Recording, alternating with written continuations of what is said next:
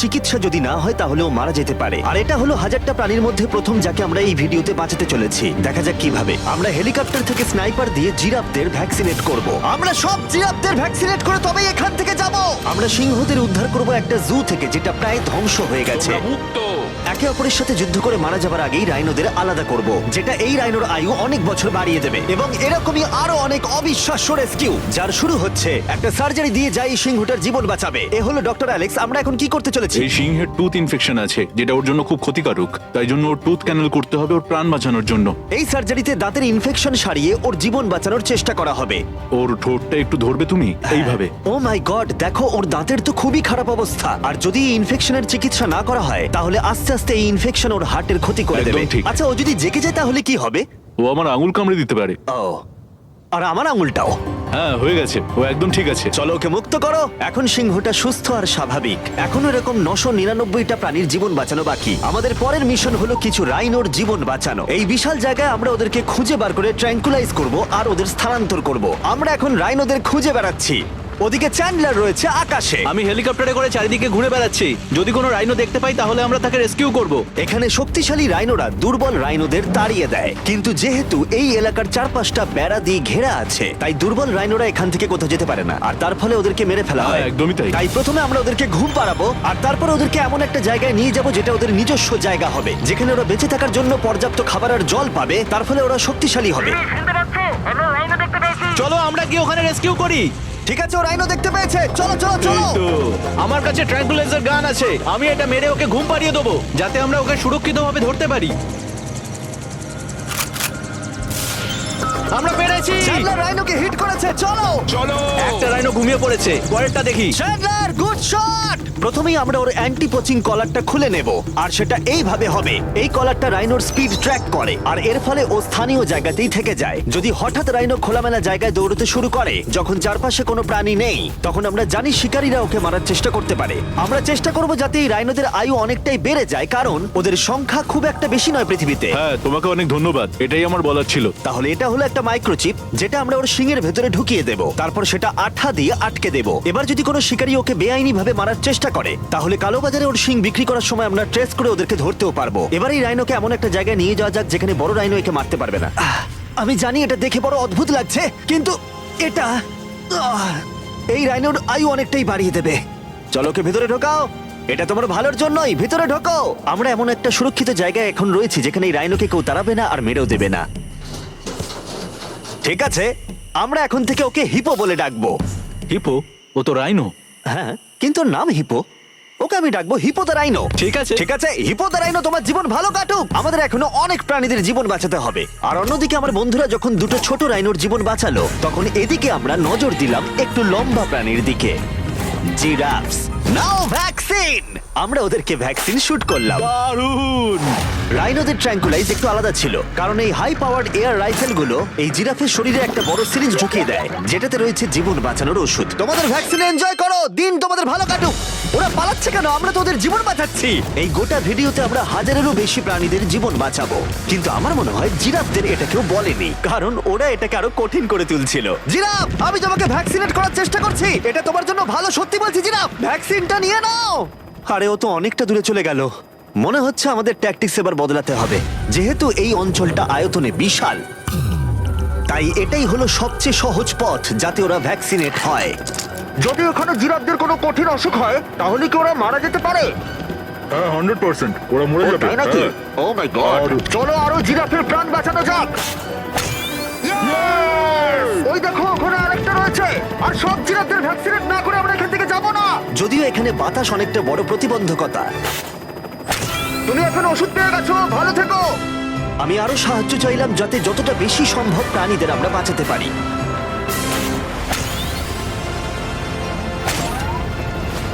আমি 5টা জিরাফ দেখতে পাচ্ছি, ওদের ভ্যাকসিন হয়নি। আর 4টে জিরাফের ভ্যাকসিন বাকি। 3টে জিরাফের বাকি। ইয়ে! শেষের জন একদম সামনে আছে। দেখো, 5 জনকে দেওয়া হয়ে গেল। আমরা ওদেরকে শুট করছি, যদিও আমরা ওদেরকে মারছি না, ওদের জীবন বাঁচাচ্ছি। ঠিক জায়গায় লেগেছে। যখন আমরা ওখান থেকে বেরোলাম তখন প্রায় 70টা জিরাফের ভ্যাকসিনেশন হয়ে গেছে। তার মানে এখন অব্দি 74টা প্রাণীর জীবন বাঁচানো হলো। আমরা দেখতে পাচ্ছিলাম আমাদের প্রচেষ্টা ক্রমশই কঠিন হচ্ছে। হ্যাঁ ওটাই তো, একদম সুস্থ হয়ে গেছে। ভাই, কে জানতো জিরাফদের ভ্যাকসিনেশন করা এতটাই মজাদার হতে চলেছে। কিন্তু এখনো আমাদের প্রচুর প্রাণীদের জীবন বাঁচানো বাকি রয়েছে। তাই আমরা সাউথ আফ্রিকায় কাজ সম্পূর্ণ করে চলে গেলাম ইউক্রেনে, যেখানে যুদ্ধ জুগুলোকে ধ্বংস করে দিয়েছে, যেখান থেকে লায়নদের উদ্ধার করে মেকশিফট শেল্টারে রাখা হয়েছে। কিন্তু যেহেতু এখনো যুদ্ধের আশঙ্কা রয়েছে, আমরা ওদেরকে অন্য জায়গায় উড়িয়ে নিয়ে যাব। তাই আমরা এই বিশাল কার্গো প্লেনটা নিয়ে এসেছি, যাতে আমরা ইউক্রেনের সীমানার বাইরে এই প্রাণীগুলোকে উড়িয়ে নিয়ে যেতে পারি। ওরা এই প্লেনটা দখল করে নিয়েছে, এখানে আর কোনো সিট নেই। 3টে লায়নই এই প্লেনে ফার্স্ট ক্লাস টিকিট পেয়েছে। আর ওয়াইল্ড লাইফ কনজারভেশনিস্ট অ্যান্থনি পেনিস্টনের সাহায্যে আমরা ওদেরকে 7000 মাইল দূরে সাউথ আফ্রিকায় উড়িয়ে নিয়ে গেলাম, এই অভয়ারণ্যে, যার নাম লায়ন ওয়াচ, যেখানে লায়নরা প্রায় 14 একর মুক্তাঞ্চলে স্বাধীনভাবে ঘুরে বেড়ায়। ওইখানে একটা বিশাল বড় বাঘ রয়েছে। আর ম্যাচ, ওটা একটা সিংহ। ও আচ্ছা। গেটটা বন্ধ করো। অ্যান্থনি প্রথম লায়নকে মুক্ত করবার পরে বাকি দুটো লায়নকে মুক্ত করতে হবে ম্যাচকে। কি, আমাকে এটা করতে হবে? হ্যাঁ, তুমি রেডি? আমি রেডি। চলো করা যাক। চলো। ও মুক্ত। এই লায়নরা এখন যুদ্ধের বিপদ থেকে সম্পূর্ণ মুক্ত, আর ওরা স্বাধীনভাবে এখন আফ্রিকার জঙ্গলে ঘুরে বেড়াতে পারবে। এর পাশাপাশি সমস্ত প্রাণীদের জীবন বাঁচানোটাই গুরুত্বপূর্ণ। এই ভিডিওটা সম্পূর্ণ হবে না যদি না আমরা 100টা কুকুরের জীবন বাঁচাতে পারি। বেশিরভাগ ডগ শেল্টার গুলোই প্রায় ভর্তি, আর যদি এখানে ওরা দীর্ঘ সময় ধরে নিজস্ব বাড়ি না পায়, তাহলে ওরা জায়গার অভাবে একে অপরকে মেরে ফেলতেও পারে। প্রতি 5 মিনিট অন্তর একটা করে কুকুর এই অ্যানিমাল শেল্টার গুলোর মধ্যে মারা যায়। তাই এখনই আমরা 100টা কুকুরের অ্যাডাপ্টেশনের ব্যবস্থা করব। কেমন আছো বলো? হ্যাঁ ভালো ও আছি। হেই, তোমাকে আমার পছন্দ হয়েছে। তাহলে তুমি কুকুর নেবে? কি ধরনের কুকুর তোমরা খুঁজছো? আমরা একটা ছোট্ট বাচ্চা খুঁজছি। ও, একটা ছোট্ট কুকুর। দেখো ও তোমার কাছে আসতে চাইছে। পছন্দ হয়েছে? আ, পাপ্পিকে হাই করো। তাহলে একে তোমরা অ্যাডাপ্ট করছো? হ্যাঁ। তুমি এই কুকুরটার সাথে রোজ খেলবে তো? হ্যাঁ। আর ওকে খুব ভালোবাসবে? কথা দাও। ঠিক আছে, একটা হলো, আরো 99টা বাকি রয়েছে। আসলে তোমরা হয়তো জানো না, কিন্তু একটা কুকুরের স্বাস্থ্যের যত্ন নেওয়াতে অনেকটাই টাকার প্রয়োজন পড়ে, আর দুর্ভাগ্যবশত কিছু মানুষ সেটা অ্যাফোর্ড করতে পারে না। ওকে ভালো লেগেছে। হাই। আর সেই জন্যই আমি একটা গুড নিউজ ওদেরকে শোনাতে চাই। এখানকার প্রত্যেকটা কুকুরের মতোই এর মেডিকেলের খরচ আর এর অ্যাডপশনের ফি তোমাদের দিতে হবে না। ও ওয়াও। হ্যাঁ, তোমরা একে সম্পূর্ণ বিনামূল্যে বাড়ি নিয়ে যেতে পারো। ও মাই গড। Thank you. কোনো থ্যাংক ব্যাপার ইউ। নয়। এটা দেখতে সত্যিই খুব দারুণ লাগে যে অনেক কুকুর তাদের নিজেদের বাড়ি খুঁজে পাচ্ছে। তুমি এদেরকে কি করে না বলবে বলো তো? খুব কিউট। কতদিন ধরে কুকুর খুঁজছো? 3 থেকে 4 মাস হলো। ও একদম ঠিক আছে। ও সত্যি খুব সুন্দর। তোমরা একে বাড়িতে নিয়ে যাবে? হ্যাঁ। আমি এটাই শুনতে চাইছিলাম। ব্রিয়ানাকে অ্যাডপ্ট করা হয়েছে। তোমরা দুজন ওর খেয়াল রাখবে তো? হ্যাঁ। আরো অনেক কুকুর নিজের বাড়ি খুঁজে পাচ্ছিল, কিন্তু বাচ্চা কুকুরদেরই বেশিরভাগ মানুষ অ্যাডপ্ট করছিল। তার ফলে বয়স্ক কুকুররা অবহেলিতই থাকছিল। যেমন ব্লু, এই কুকুরটার বয়স 10 বছর। এখনো সে একজন ভালো মালিকের অপেক্ষায় রয়েছে। আমরা একটু বয়স্ক কোনো কুকুর ও, খুঁজছি, কি cute! কারণ আমরা খুব এনার্জেটিক কাউকে চাইছি না। তোমরা ব্লুকে দেখতে পারো। কেমন লাগছে? হাই। আমার ওকে কেমন খুব আছো পছন্দ তুমি? হয়েছে। ও কিভাবে তাকাচ্ছে দেখো। ও তো কিউট। ও তোমাদের সাথে খুব ভালো থাকবে। Thank you so much. কিন্তু আমাদের কাজ এখনো শেষ হয়নি। যত দিন যেতে লাগলো আমরা দেখতে পাচ্ছিলাম প্রচুর কুকুর তাদের ভালোবাসার বাড়ি খুঁজে পাচ্ছিল। ওকে তোমরা নিচ্ছ? হ্যাঁ নিচ্ছি। দারুণ ব্যাপার। আর খুব তাড়াতাড়ি আমরা 100 জন কুকুরের জীবন সুরক্ষিত করলাম। প্রত্যেকটা পরিবার প্রতিশ্রুতি দিয়েছে যে ওদেরকে একটা সুন্দর জীবন উপহার দেবে। এরপরে আমরা এক্সোটিক মিনিয়েচার হর্সদের জীবন সুরক্ষিত করলাম, কারণ এই সমস্ত ছোট ঘোড়াদের নিলামে বিক্রি করা হয় এদের মাংস খাবার জন্য। আর আমি দুঃখিত, কিন্তু এই সমস্ত মিষ্টি প্রাণীদের আর আমি এভাবে মরতে দেব না, তাই আমি এদেরকে কিনে নিয়েছি। আর আমরা এই প্রত্যেকটা ঘোড়াকে ওদের বাড়ি খুঁজে দেব। ও এক্সকিউজ মি, সব ঘোড়াগুলো এখানে রয়েছে। ও তোমার ও, ভালো একে লাগছে? ভালো লেগেছে। তোমাদের আরো ঘোড়া চাই? না, আমার কাছে বাড়িতে একটা আছে। তার মানে তোমরা ঘোড়া অ্যাডাপ্ট করছো এর জন্য? একদমই তাই। ও তাই নাকি? যাতে ও বড় হয়ে ঘোড়ায় চাপতে পারে। ও তোমার পছন্দ হয়েছে? খুব ভালো। একে কারোর অপছন্দ কি করে হতে পারে? আমি চাই এবার ঘোড়াগুলো নিজেরাই ডিসিশন নিক যে ওরা গাড়িতে উঠবে কিনা। দেখি একটু চেষ্টা করি। আমি তোমাদের 10,000 করে দেবো যদি তোমরা গাড়িতে ওঠো। ও এটা দেখো, ওদের দেখো। এটা দেখো, এটা কাজ করেছে। তোমরা এখানে একজনকে অ্যাডপ্ট করতে এসেছিলে আর এখন দুজনকে নিয়ে যাচ্ছ। একে পটেটো চিপসের মতো দেখতে। এদের খাওয়া যাবে না। ঠিক বলেছো। আসলে আমি আরেকটাকে বাড়ি নিয়ে যেতে চাই না, কিন্তু তাও আমি না বলবো না। তাহলে কি তোমাদের আরেকটা লাগবে? আসলে থাক। 2 সপ্তাহ আগে এরা প্রায় বলি হতে যাচ্ছিল আর এখন ওরা ভালোবাসার বাড়ি খুঁজে পেয়েছে। এদেরকে তোমাদের পছন্দ হয়েছে তো? হ্যাঁ। ও দেখো এটা কত সুন্দর। চলো। এটাই এই ভিডিওর উদ্দেশ্য। আর আমাদের শেষ 3টে ঘোড়া অ্যাডপ্ট হয়ে যাওয়ার পরে কি মিষ্টি ঘোড়াটা, তাই না? হ্যাঁ। আমরা 4টে গাধাকে ওদের বাড়ি খুঁজে দিলাম যেখানে ওরা একসাথে থাকবে। আর এখন আমরা বিশ্বের সবথেকে বড় পাখিকেও ওর বাড়ি খুঁজে দেব।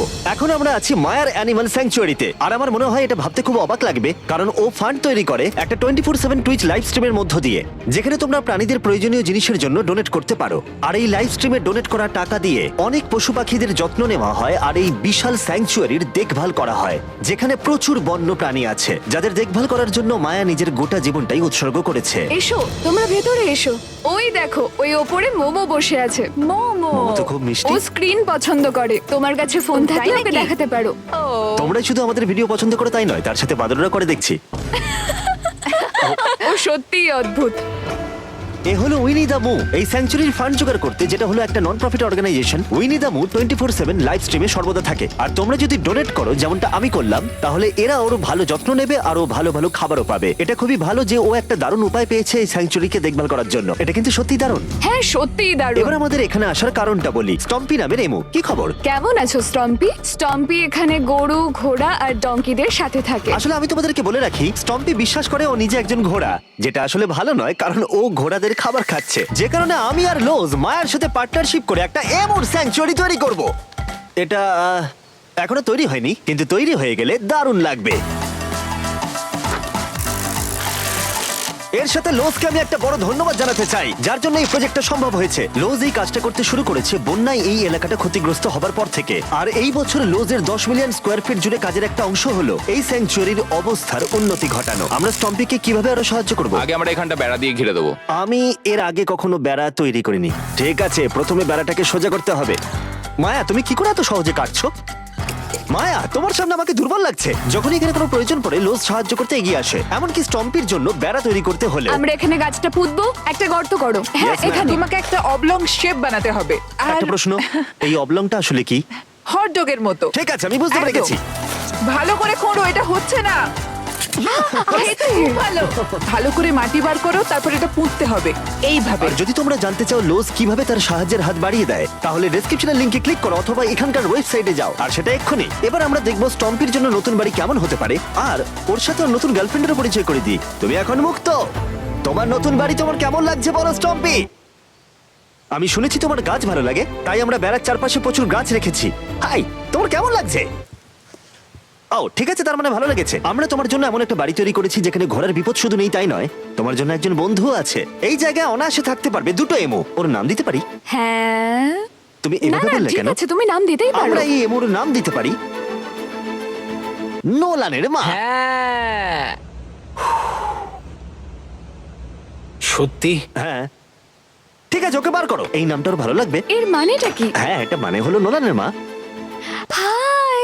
হাই নোলানের মা। ঠিক আছে, ও এখন মুক্ত। Yay! Yes! কিন্তু শেষ করার আগে আমরা এখন রয়েছি উলফ স্যাংচুয়ারিতে, যেটা মায়া তৈরি করতে চায়। তোমার চোখের কাপড় খুলে ফেলো। আর উলফ স্যাংচুয়ারি গড়ে তুলতে আমরা এখন তোমাকে দিতে চাই $50,000 ডোনেশন, যাতে তোমাদের কাজটা আরো সহজ হয়।